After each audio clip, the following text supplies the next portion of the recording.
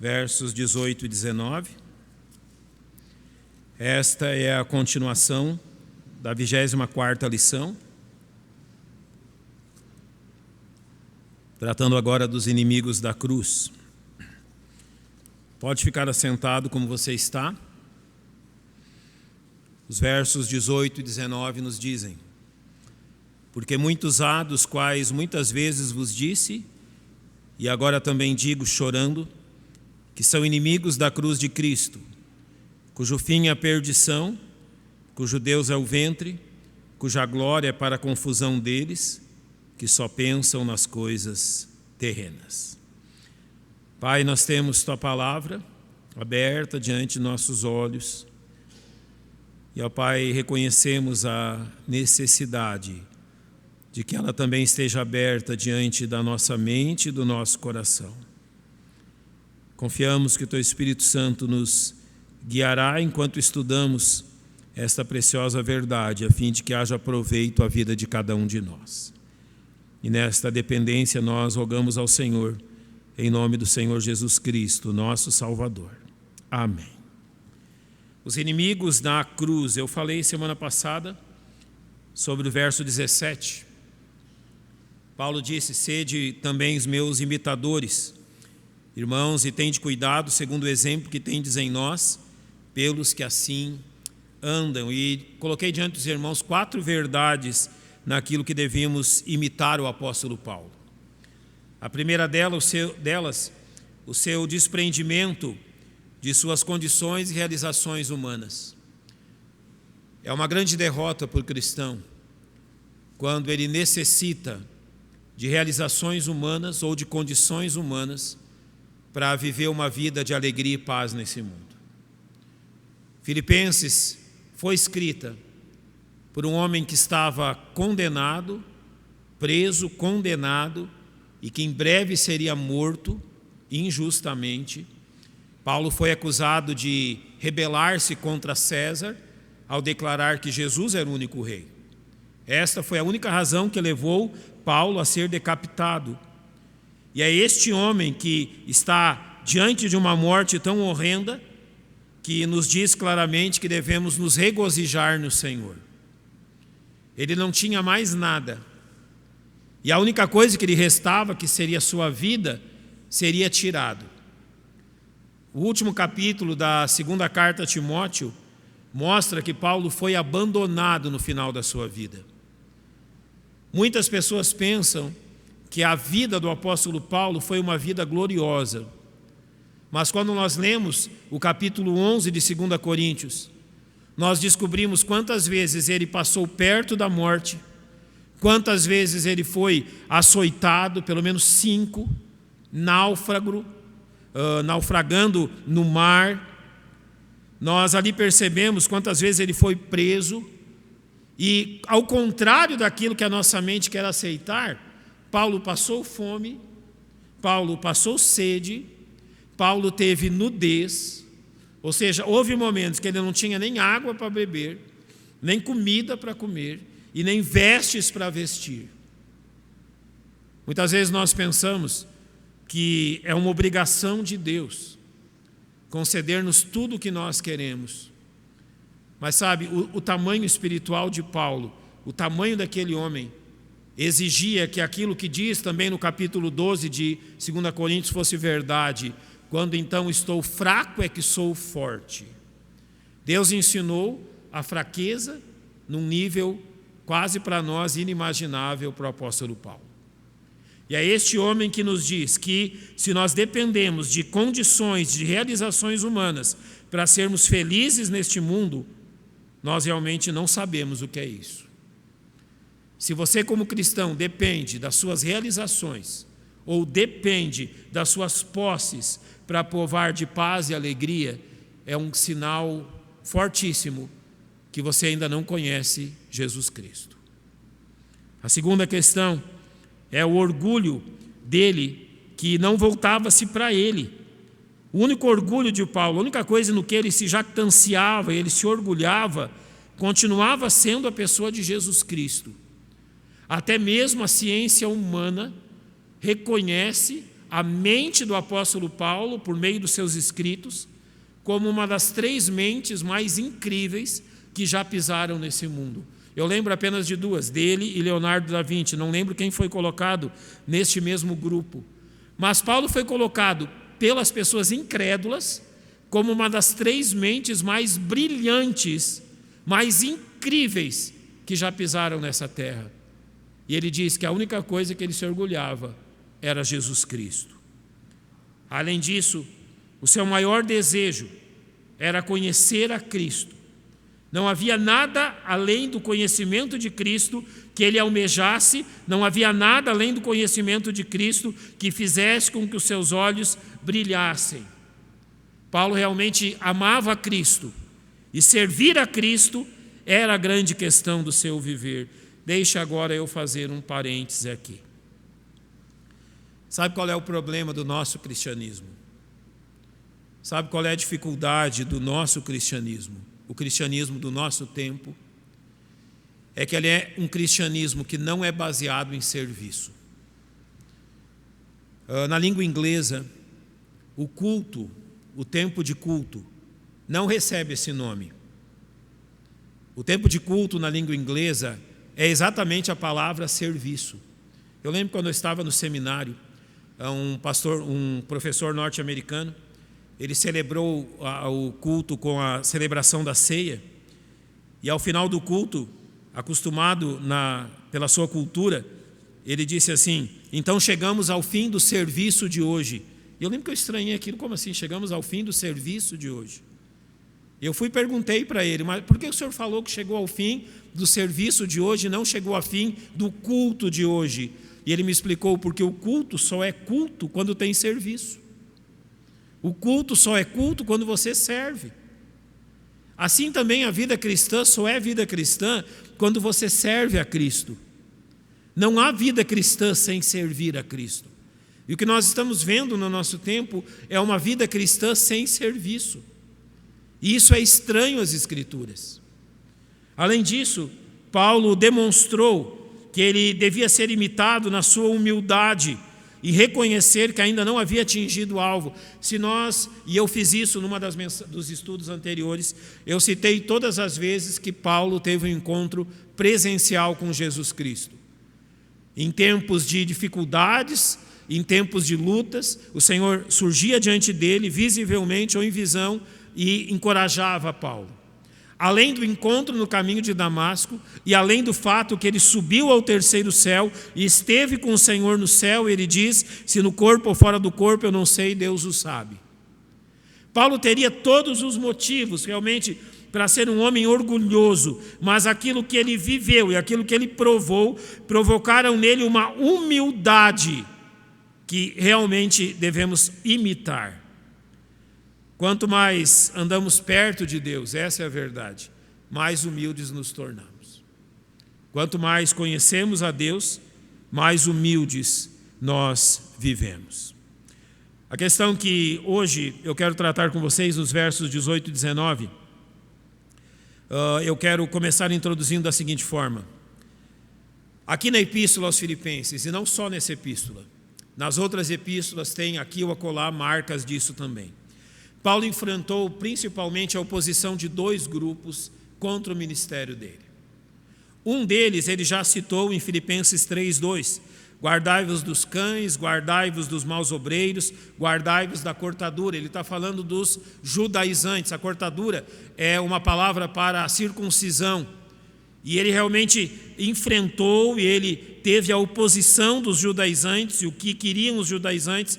Eles queriam misturar a lei de Moisés ao Evangelho. Só que agora, no verso 18, quando ele diz: porque muitos há, dos quais muitas vezes vos disse, que digo agora também, que são inimigos da cruz de Cristo. Agora há um segundo grupo que ele ainda não havia citado nessa carta e que ele também enfrentava. Além dos judaizantes, nós vamos dizer assim, ele enfrentava o grupo que nós chamamos de antinomianos ou libertinos. E Paulo, durante todo o seu ministério, enfrentou isso. Qual era a diferença entre os judaizantes e os libertinos? Os judaizantes eram judeus itinerantes que visitavam as igrejas que Paulo havia fundado. E eles visitavam essas igrejas para provocar os crentes com a lei de Moisés. Então, os judaizantes passavam pelas igrejas. Paulo teve que enfrentar esse problema. Os libertinos não, os libertinos eram gentios, ou seja, cidadãos romanos, que viviam na cidade de Filipos.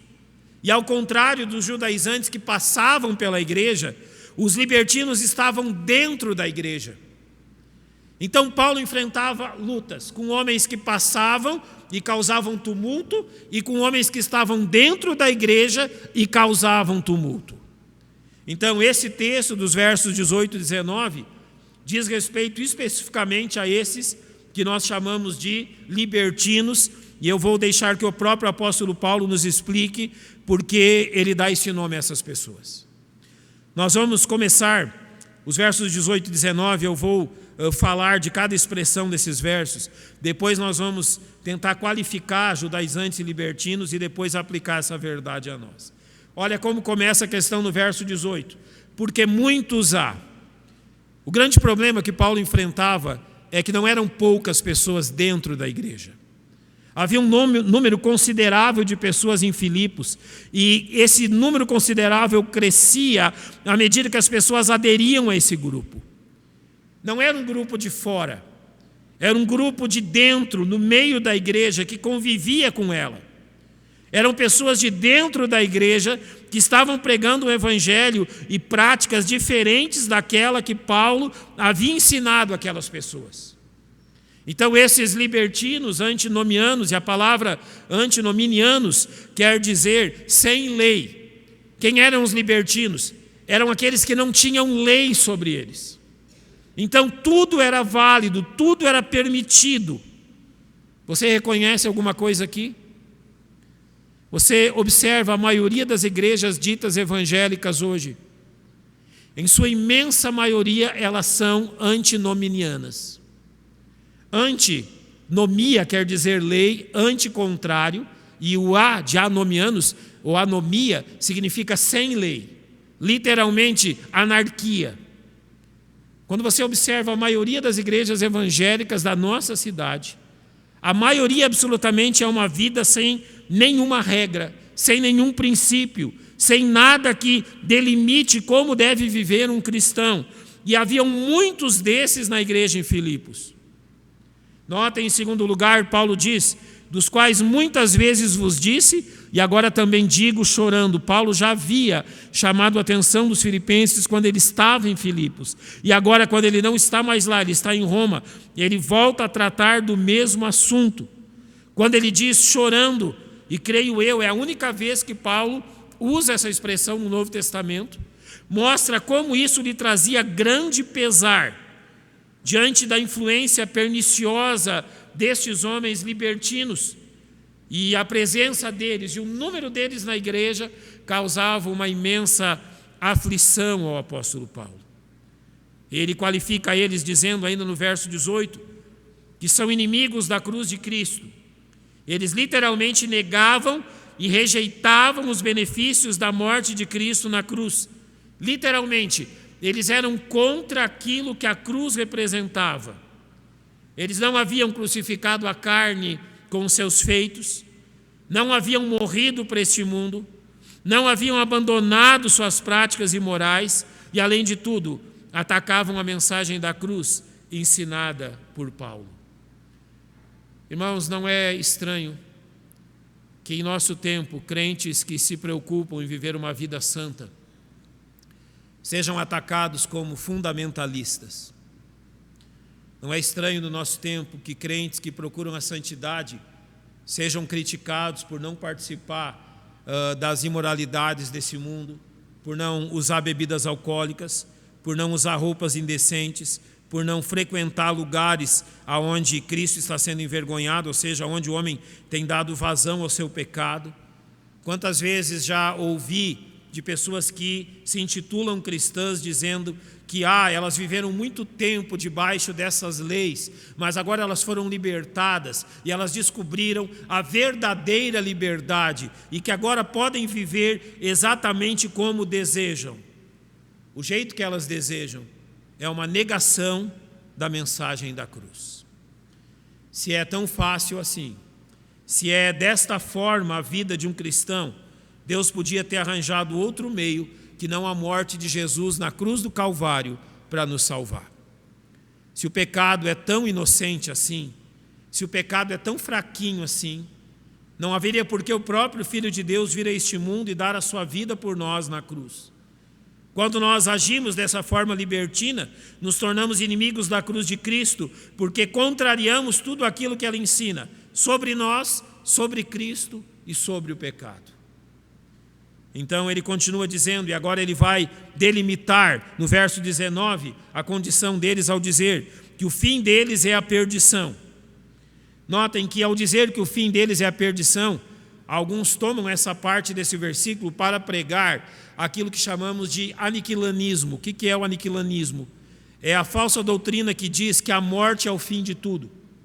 Que quando morremos, está aniquilada a vida. É o fim da estrada, não há mais nada além da morte. O texto não está dizendo isso. O texto está dizendo, ao dizer que o fim deles é a perdição, é que realmente a forma de vida que eles vivem é um sinal que aquilo que lhes aguarda é a perdição eterna, ou seja, são incrédulos, eles estão enganados quanto à segurança da sua salvação. Eles se consideram salvos, mas o que Paulo está dizendo é que isso não é verdade. O fim deles é perderem-se eternamente. Eles não conhecem a salvação em Cristo. Ele acrescenta dizendo, cujo Deus é o ventre. Eram homens literalmente guiados pelos seus apetites carnais. Sabe, há algo interessante aqui. Na sua leitura do Velho Testamento, você deve perceber quantas vezes a Bíblia, no Velho Testamento, nos chama a atenção a respeito dos ídolos. Ídolos de barro, ídolos de madeira, ídolos de bronze, ídolos sobre montes, ídolos em templos. A idolatria é fortemente atacada no Velho Testamento, porque o primeiro dos mandamentos é: não terás outros deuses diante de mim. Agora, no Novo Testamento, isso assume um novo patamar. Aquilo que é combatido no Novo Testamento não são ídolos de barro. Sabe qual é o grande ídolo combatido no Novo Testamento? O ídolo desejos. No Novo Testamento, a grande luta é contra os desejos. Toda forma de desejo carnal e pecaminoso que se manifesta na nossa carne. Os desejos do homem que o controlam, que o escravizam. Então, no Novo Testamento, ao invés de sermos escravizados por ídolos de barro, somos escravizados pelo nosso desejo pecaminoso. E por isso o Novo Testamento tanto nos chama a atenção sobre isso. Aquilo que Paulo diz desses homens, cujo Deus é o ventre, é que os seus desejos eram seu Deus. Literalmente, eles faziam aquilo que desejavam. Muito ao contrário do que Paulo ensina aos Gálatas. Ele diz que o Espírito Santo milita contra a nossa carne para que não façamos o que queremos. Além disso, Paulo demonstra que os libertinos se gloriavam disto, da sua conduta imoral, ele diz, e cuja glória é para a confusão deles. Literalmente, o que essa porção do verso 19 diz é que eles exibiam sua imoralidade como um troféu, como algo realmente glorioso. Não é estranho que no nosso tempo as mídias sociais sejam hoje a grande forma do ser humano exibir seus troféus do pecado. As mídias sociais sejam a grande forma do ser humano gloriar-se nos seus pecados, mesmo que a sua glória seja por um motivo mentiroso. Você já percebeu o que as postagens nas mídias sociais demonstram? Nas mídias sociais todos são vitoriosos, todos são grandes, todos são poderosos, não há problemas, não há dificuldades.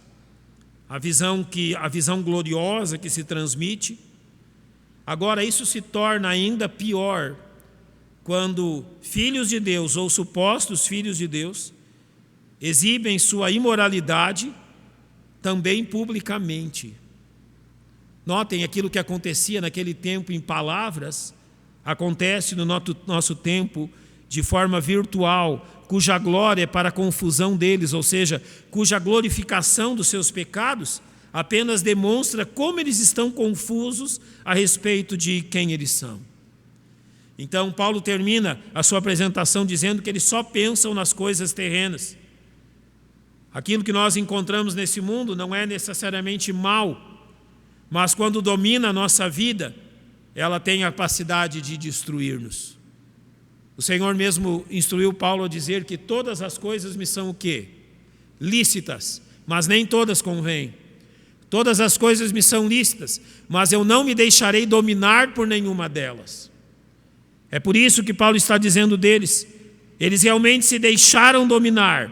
E eles só pensam nas coisas desta terra. Não há nenhum pensamento espiritual na vida deles. É assim que os libertinos vivem.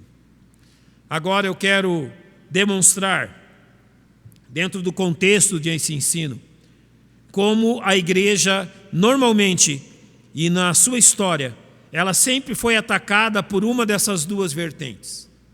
Ou Satanás levou a igreja a ser legalista, ou Satanás levou a igreja a ser libertina. Sempre nos extremos. Eu quero abordar o legalismo e abordar o antinomianismo para que nós possamos entender como Satanás tem trazido grande prejuízo à igreja, levando-a a vertentes doutrinárias extremas. E mesmo que sejam tempos e lugares diferentes, nós percebemos como esse falso ensino continua o mesmo e continua a ceifar a glória da igreja de Cristo. Primeiro, o legalismo. Nós devemos entender que o legalismo, no tempo de Paulo, usava principalmente a lei de Moisés para basear os seus pensamentos. E ao falarmos isso, nós não queremos atacar a dignidade da lei de Moisés, mas sim o uso abusivo de um propósito errado daquilo que a lei diz. O que o legalismo prega? É a crença que a guarda da lei mosaica é necessária a fim de se obter a salvação.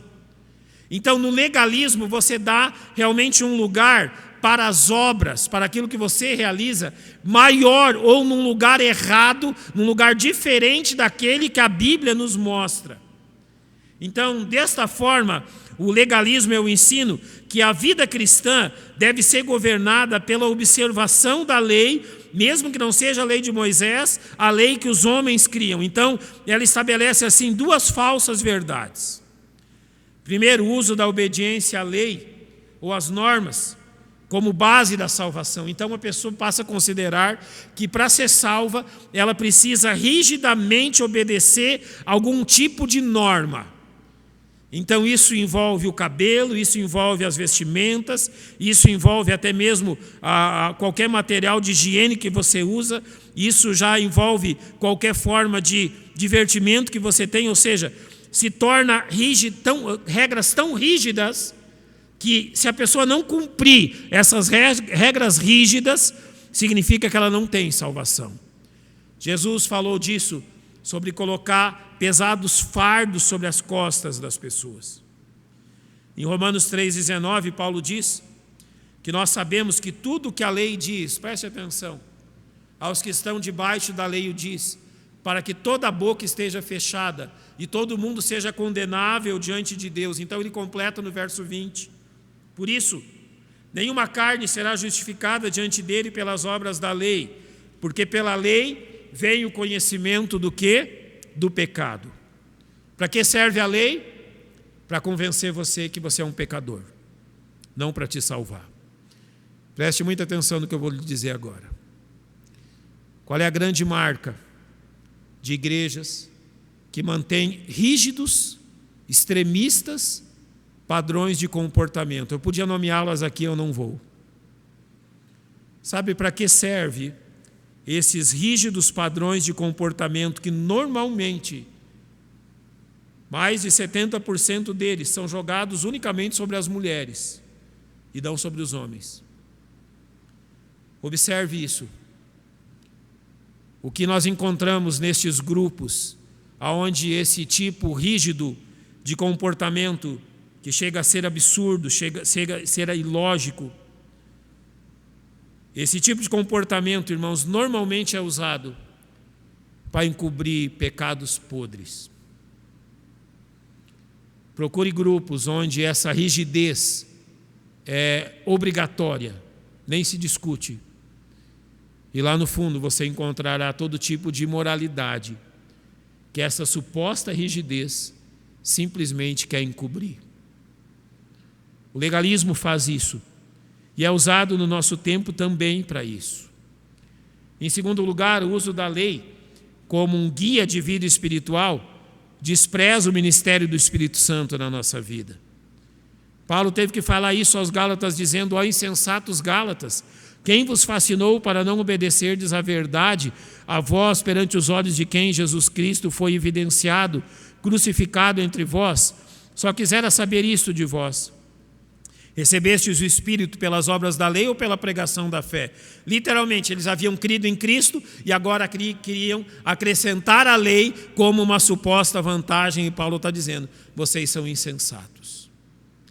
Então, os legalistas sempre foi uma forma de Satanás atacar a igreja de Cristo, de envergonhar o nome de Cristo a fim de levar tanto salvos quanto perdidos a extremos legalistas, a extremos de normas, como se isso fosse a razão da salvação deles. Agora, o outro extremo, se no extremo está o legalismo, no outro extremo está o libertinismo. A palavra usada, como eu disse, é antinomianismo, que literalmente significa sem lei.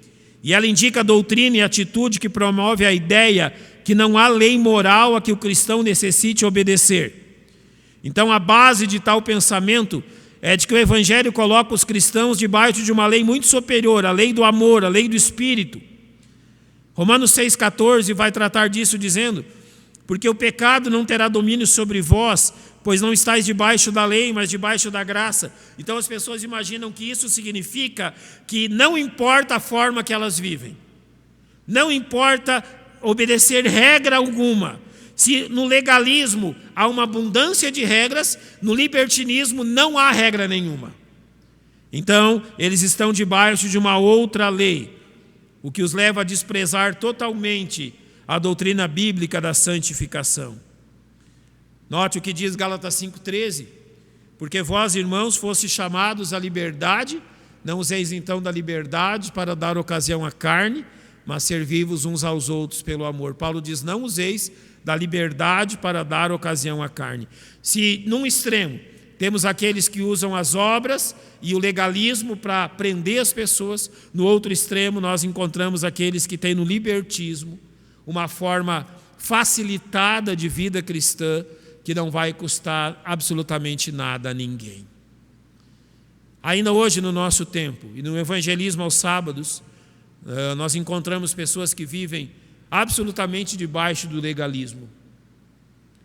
Agora, a marca daqueles que vivem absolutamente debaixo do libertismo, o preço que eles pagam, é que você nunca vai encontrar um libertino seguro da sua salvação.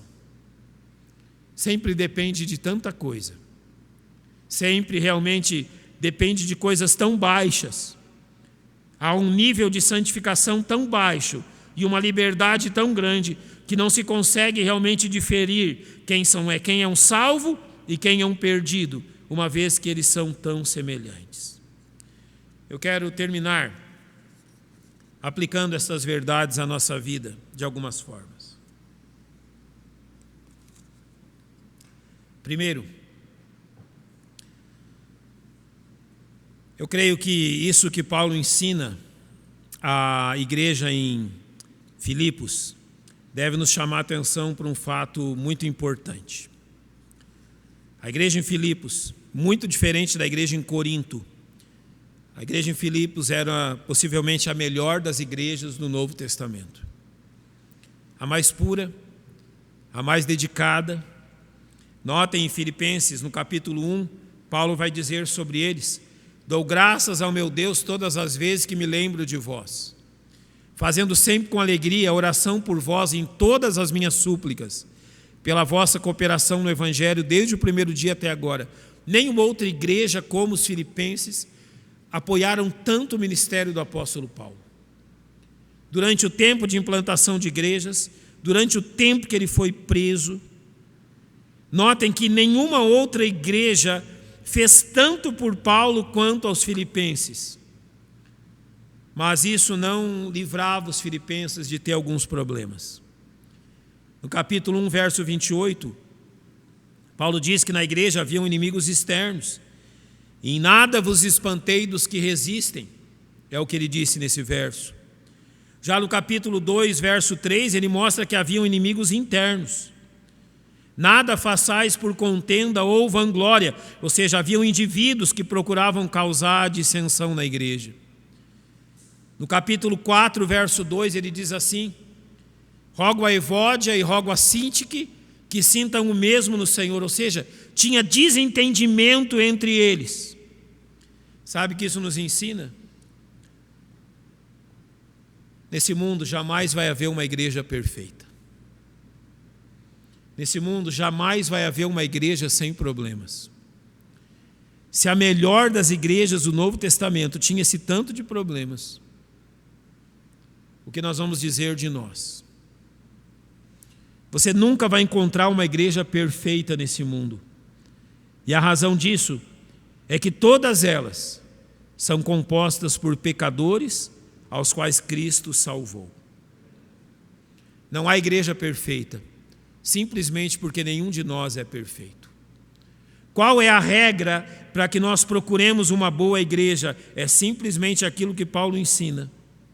A boa igreja é aquela que ensina a verdade bíblica e pratica essa verdade. Como nós qualificamos uma boa igreja? Filipos. Uma igreja que ensinava a verdade e praticava a verdade, mas uma igreja que também tinha seus problemas. Jamais pense que você encontrará uma igreja sem dificuldades, sem problemas. Elas existem em absolutamente todas as igrejas deste mundo. A segunda questão que eu quero chamar-lhes a atenção é a importância do exemplo para as novas gerações de cristãos que estão se erguendo.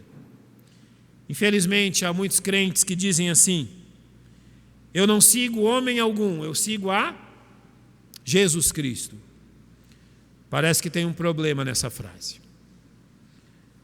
Em 1 Coríntios 1,12, ela foi dita: quero dizer com isto que cada um de vós diz, eu sou de Paulo, eu de Apolo, eu de Cefas e eu de Cristo.